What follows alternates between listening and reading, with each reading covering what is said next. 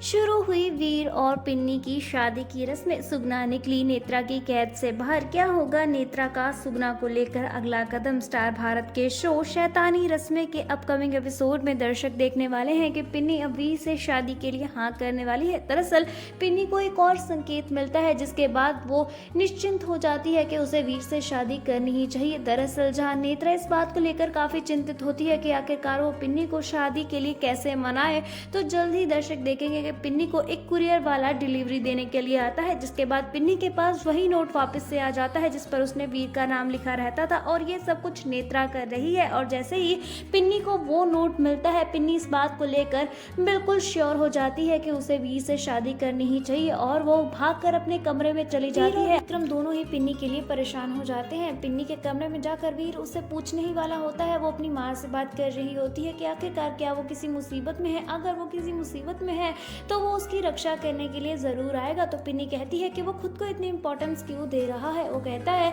कि वो खुद को नहीं बल्कि पिन्नी को इतनी इंपॉर्टेंस दे रहा है। वीर की ये बात सुनकर पिन्नी कहती है कि जब वो यहाँ से चला जाएगा तो उसको इतनी इंपॉर्टेंस कौन देगा। ये सुनने के बाद वीर काफी हैरान हो जाता है। पिन्नी उसे अपने माता पिता से इंट्रोड्यूस करवाते हुए कहती है कि वो शादी के लिए राजी है, अब वो उसकी दुल्हन बनना चाहती है और क्या अभी भी उसके दिल में पिन्नी के लिए कोई जगह है।